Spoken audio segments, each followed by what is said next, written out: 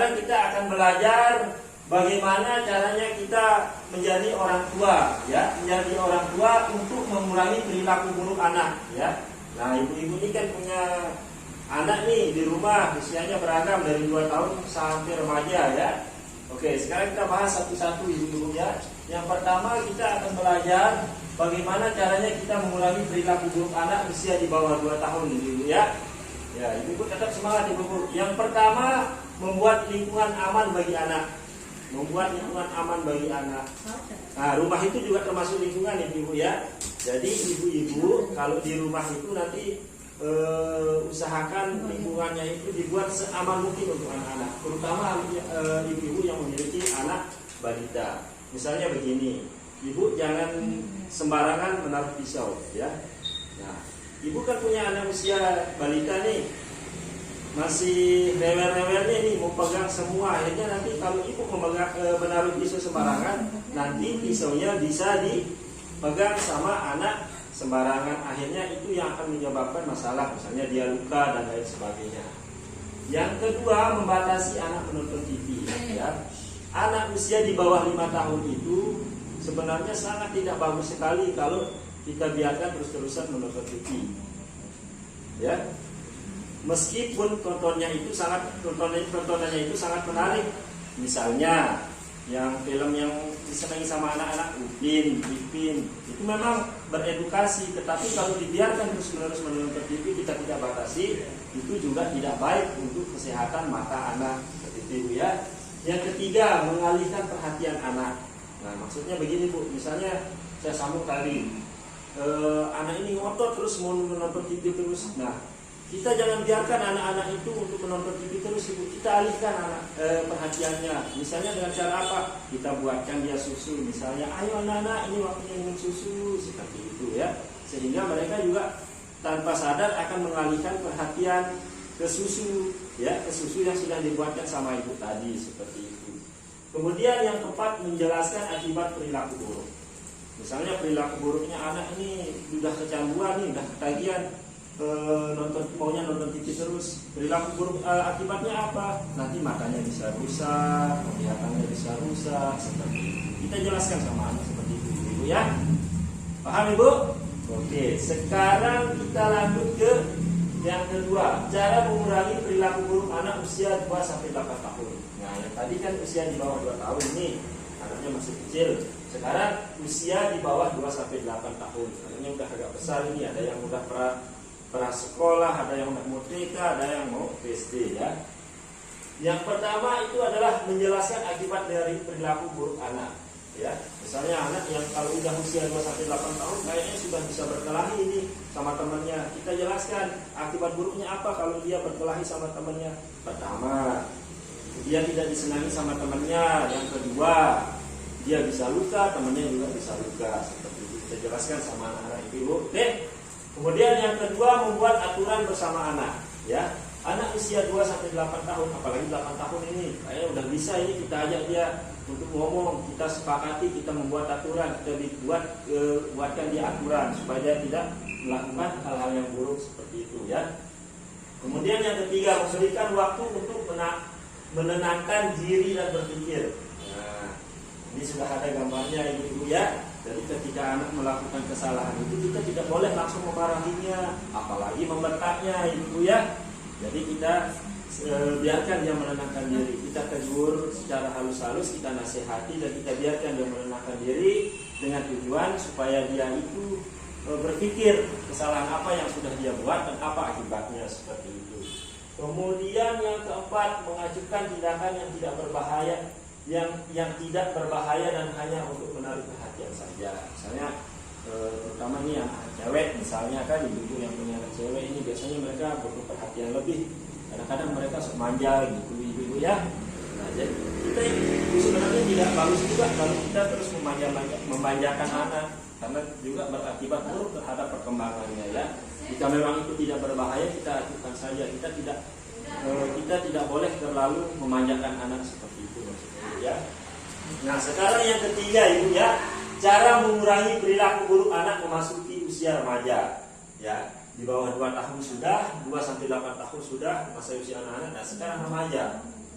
cara mengurangi perilaku buruk anak memasuki usia remaja. Nah, ini yang rentan sekali ibu-ibu yang punya anak SMP sampai SMA terutama ya, bahkan yang sudah beranjak ke dewasa, yang sudah mau kuliah ya.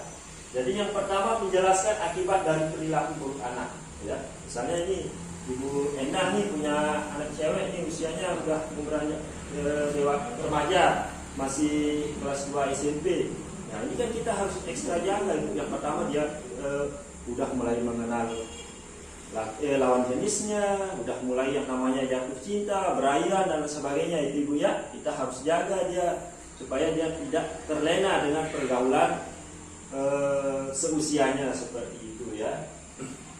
Kita jelaskan akibatnya apa kalau kita biar terus-terusan seperti itu, karena umur remaja ini adalah umur yang sensitif, umur yang labil, dia cepat-cepat berubah, cepat diajak untuk menemukan hal-hal yang baru. Kita takutnya nanti hal-hal baru itu buruk bagi perkembangannya seperti itu. Kemudian yang kedua, meminta pendapat anak untuk menentukan seperti apa peraturan yang seharusnya disepakati ya.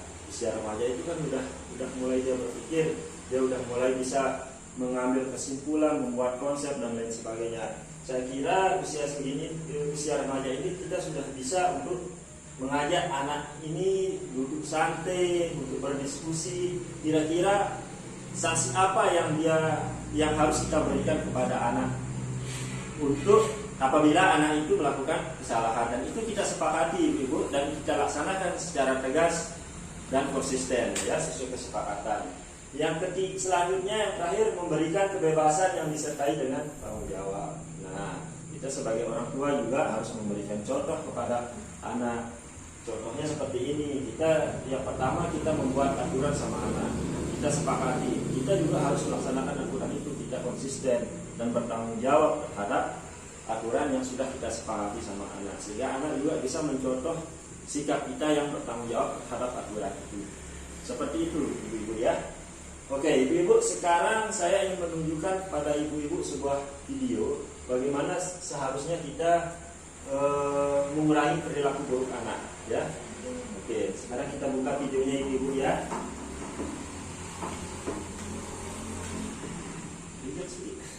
Tiga. Oke ibu-ibu, saya sudah putarkan 2 video tadi ya. Nah, sekarang saya minta sama ibu siapa ya? Nah, Ibu Endang, sekarang saya minta bagaimana pendapatnya atau apa yang bisa Ibu petik dari video yang pertama? Ya, di sana Ibu Lili lagi memarahi anaknya Agus ya. Tapi Ibu Lili memarahi dengan kata-kata yang lembut, sabar, tidak memarahi dengan kekerasan. Ya, terima kasih Ibu Endang ya. Ibu Endang sudah berani untuk menyimpulkan dari video tadi. Kita tepuk hebat dulu Bu Endang ya. Tepuk hebat. Hebat. Bu Endang hebat. Oke, terima kasih Ibu Endang ya. Jadi di sana sudah jelas bahwa di video itu Ibu Lili menasehati anaknya si Agus yang sudah melakukan kesalahan tanpa melakukan kekerasan, dan mengingatkan Agus bahwa jika Agus melakukan kesalahan maka dia harus diberikan sanksi sesuai dengan kesepakatannya seperti itu ya. Jadi di sana beliau bersikap lembut. Sekarang saya tanya lagi, kira-kira dari video kedua apa yang bisa dipetik dari video kedua? Oh ya, Ibu Habibah sekarang. Ya, tadi di sana siapa ya namanya tadi Agus. Ya, si Agus lagi mengganggu adiknya. Nah, si Ibu Lili menghukum Agus dengan cara berdiri di pojokan. Nah, biar Agus itu bisa berpikir apa sih salahnya gitu.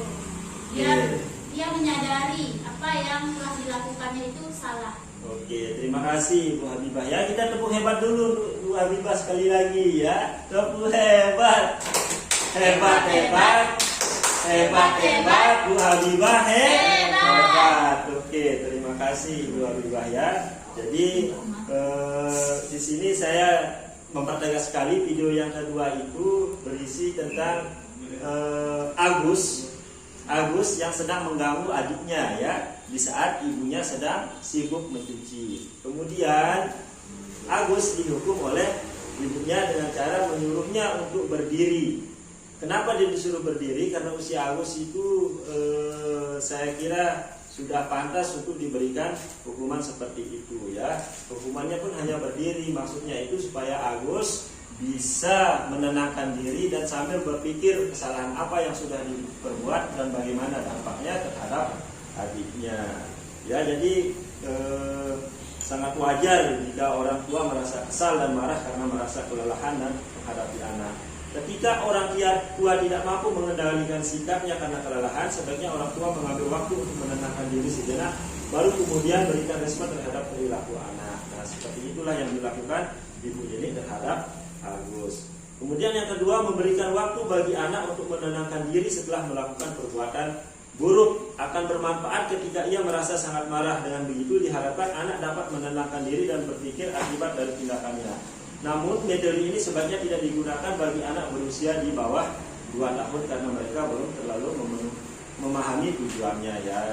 Dari video itu Agus sepertinya bukan anak usia 2 tahun lagi, makanya dihukum seperti itu oleh Ibu Lili ya.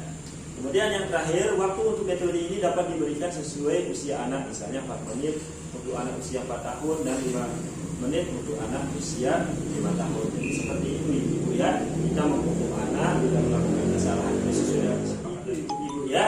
Jadi kita bisa itu memberikan sanksi kepada anak yang sudah melakukan kesalahan itu dengan cara memberikannya sanksi sesuai kesepakatan yang sudah kita buat. Salah satu contohnya tadi si Agus usianya udah hampir 7 tahun, makanya dihukum seperti itu. Kita disuruh berdiri untuk sambil dia berpikir apa kesalahan dan dampaknya seperti itu. Mungkin itu saja Ibu ya.